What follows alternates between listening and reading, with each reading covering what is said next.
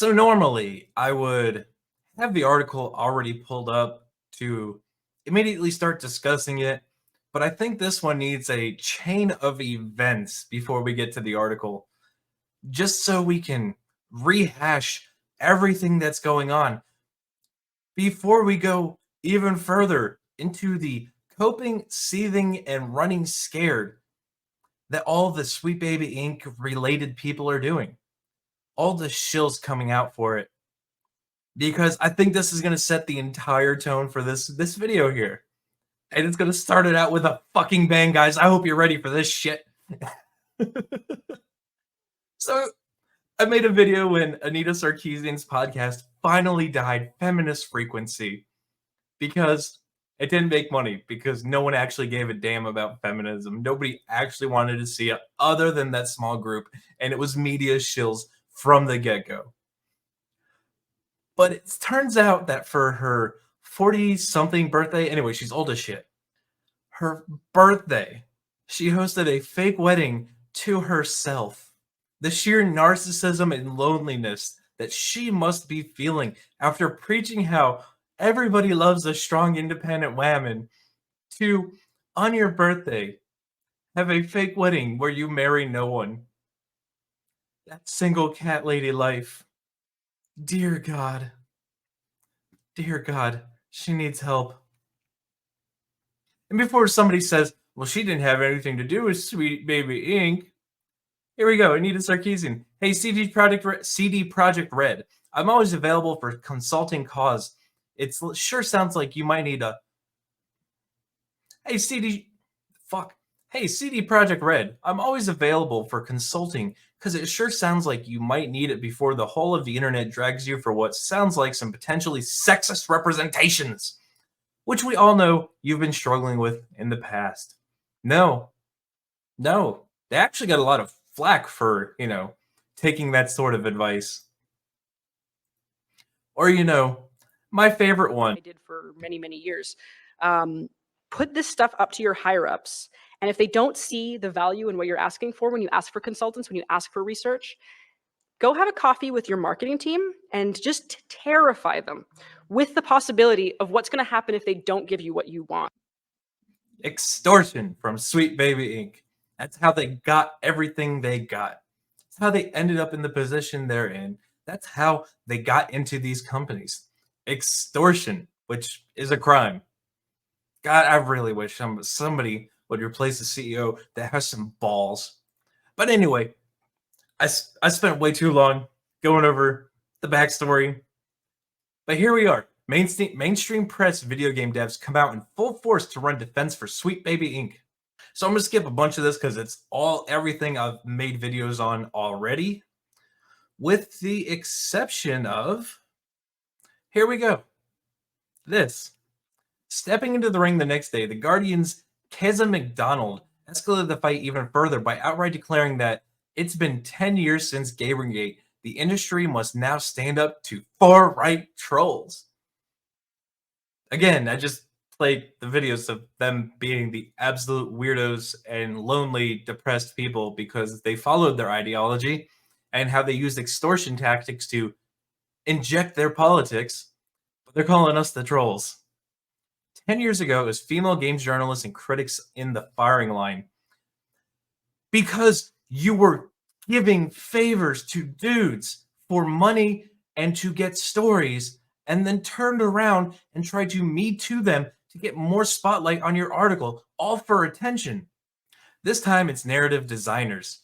Narrative designers should be hired by a company as individuals, not consulting firms to inject their pirate politics or their entire About Me pages. We're going to inject politics into games that wasn't there before. But the conspiracist message is the same. Diversity has no place in games. If you are a woman, queer, or a person of color working in this industry, you should expect the worst. Nobody has said that. Granted, there are some people who can't eloquently put that there was plenty of diversity in games before you. It was only the fact that you wanted what we had and couldn't make it yourself, so you had to steal it. Further attempting to frame Sweet Baby Inc. as the victim of rising Gamergate 2.0, McDonald ultimately asserted nobody is forcing diversity into games. I played the fucking video.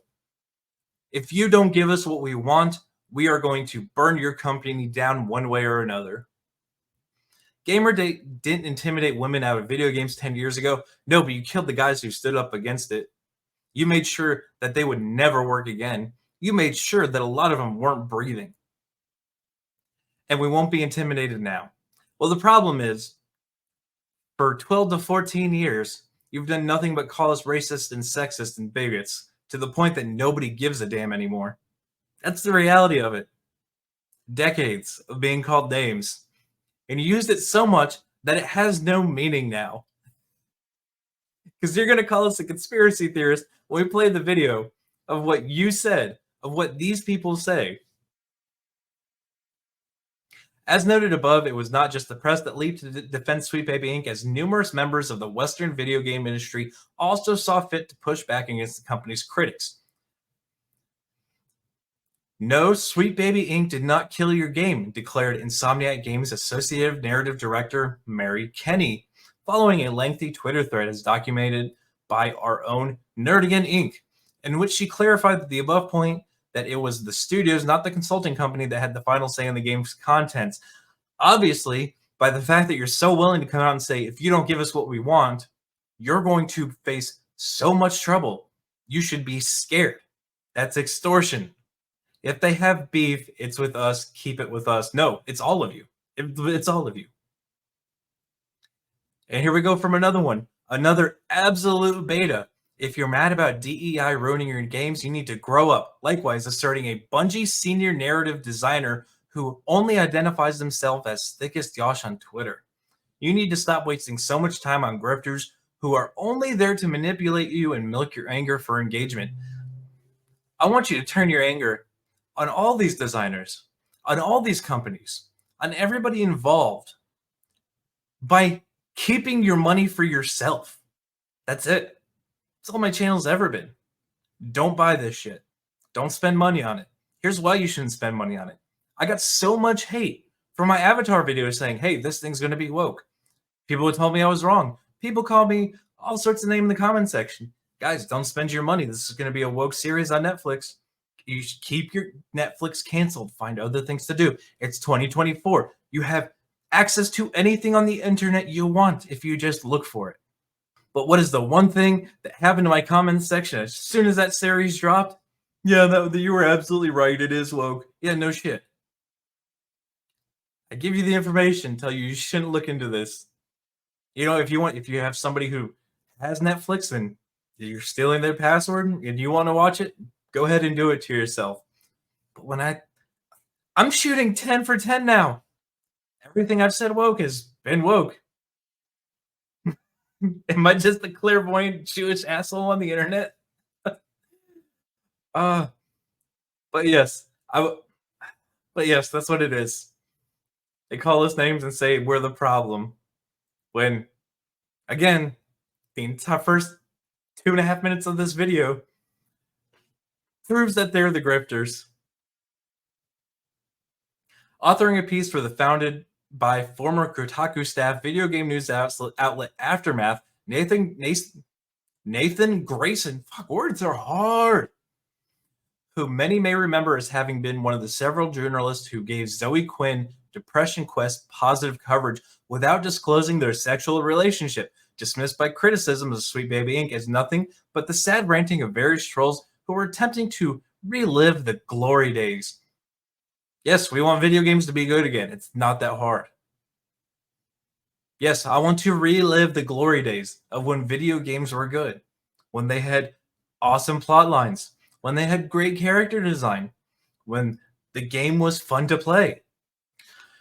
But that's going to be it for me reading the article because, again, it's everything I've already covered in previous videos. There's not much new.